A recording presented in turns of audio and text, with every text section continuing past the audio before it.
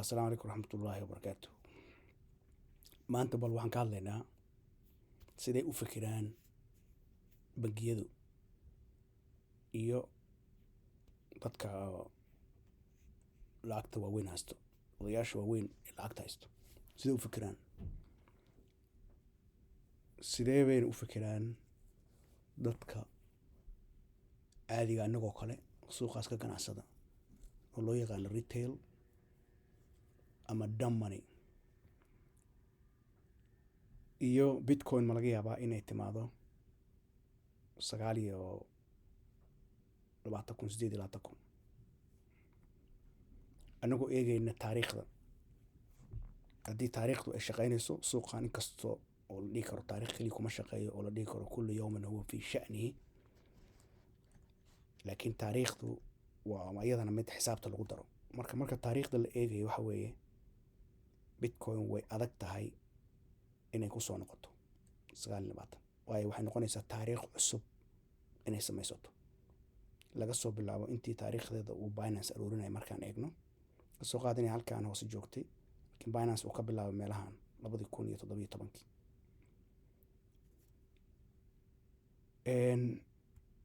marka waxa weye haddii ka bilaabatay suuqan wuxuu sameeyey waxa loo yaqaano higher high, waa meel kor u tagay, higher low meel hoose oo cusubna wuu samaystay, haddana meel kor u tagay higher high, haddana meel kor hoose wuxuu samaystay higher low, meel hoose oo cusub uu samaystay.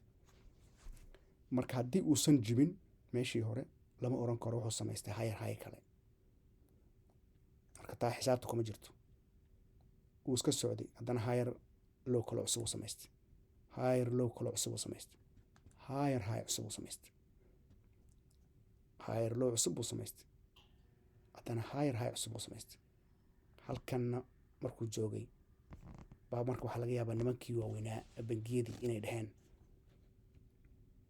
ama halkaa markuu joogo 45 bay waxay dhaheen 45 bay waxay dhaheen baashaan baan rabnaa inaan galno. waxay u tageen ninka bangiga oo ama hedge fund ama waxaa maamulo, waxay ku yidhaahdeen baashaas waxaan ku rabnaa 40,000 baan ku rabnaa, 40,000 baan ku rabnaa. hadday ku helaan 39, 37, 35 ayagu waa guushooda wey, waayo waxay keenayaan 25 bilyan 50 bilyan camal bay keenayaan. marka waxay rabaan inay ka faa'iidaan suuqan 50 kale ama ay ka faa'iidaan 100 milyan oo kale. marka waxay diyaar u yihiin inay khasaariyaan 10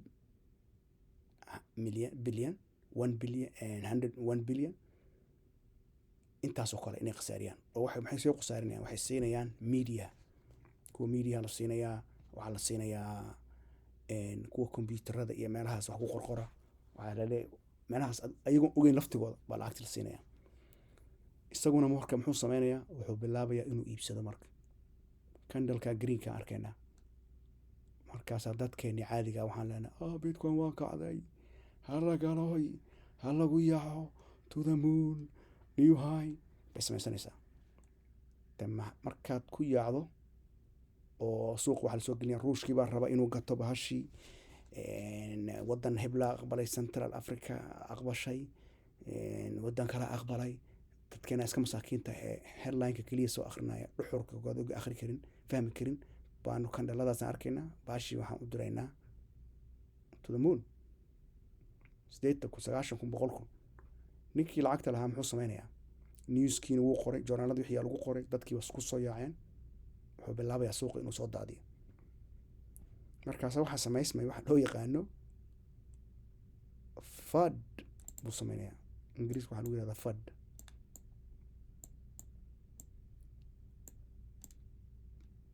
waxa weeyaan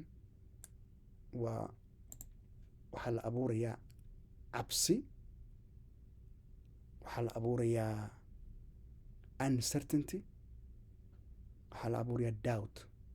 waxa weeye cabsi, calowyow ama walwal iyo shaki. soomaaligana maxaan u bixinaa talow? waxaan oran karnaa cabsi soomaaligan waxaan oran karnaa cabsi, calowyow,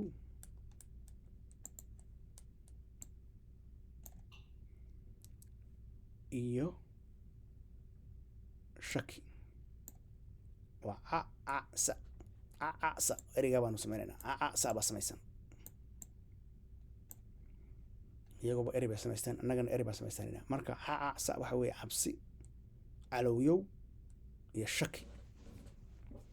marka cabsida iyo calowyowga iyo shakigaa dhaco oo suuqu soo daato baa dadku niyadjab baa ku dhacaya. waxaan maxaa geliyey, waxaan waa been, wax jira ma ahan, bababa. isagu intaan lacag buu ka sameeyey. hadda wuxuu sameeyey waxaa loo yaqaano liquidity, amase maal badan buu samaystay, aruuriyey, halka ku aruuriyey si suuqa kor u loogu qaado. markaasaa markii halkaa joogto muddo lagu hayo lagu aruuriyo baa haddana kor loo qaadaya. marka waxa weeye suuqan 2017 marna hoos ugama uusan dhicin higher lowgiisa marna hoos ugama dhicin. oo ma suurtagal baa in higher low cusub oo lasoo jibiyo oo laga hoos maro 32 oo inta la imaado iska badaaba 30. waa higher low cusub baa la samaystay oo waxaa la bedelay, wuxuu sameynayaa low buu noqonayaa markaas, lower low buu noqonayaa. ilaa suuqa hadda wuxuu u socdaa downtrend, waa lower low way. hadda waa kan waa lower high lower low. hadduu sii samaysto wuxuu sameynayaa new low buu halkan ka sameynayaa, halkan kasoo sameynaya lower low kale markaa sii galaya. marka waxay noqonaysaa taariikh aan dhicin ilaa iyo taariikhdii intii la qorayay bitcoin. marka waxa kan anigu waxaan u qiyaasi karaa inay tahay cabsi, calowyow iyo shaki. marka yaana suuqa laydinka daadsan, nimankaa waaweyn ba suuqa maamula. sidaa ha loo fahmo, bitcoin inay 29 kusoo noqoto way adag tahay, waa taariikh cusub wey. laakiin wax adduunyadan intaa nooshahay wax walbo geel dhalaya hataa waa arkaysaa baa layidhi. waa sidaas oo kale wey, adduunyada intaa nooshahay geel dhalaayo waa arkaysaa wey. inay bitcoin halkan u imaato waa adoo geel dhalaayo arko oo magaalada ka tago weligaa arkin geel dhalaayo. waa mahadsantihiin, aad iyo aad baa u mahadsantihiin. waxaan u malaynaya inaan idin fahansiiyey siday u fikiraan ragga waaweyn. bitcoinna inay adag tahay inuu halkaa yimaado, waa geel dhalaayo adoo arkoo kale bay la mid tahay. asalaamu calaykum waraxmatullaahi wabarakaatu.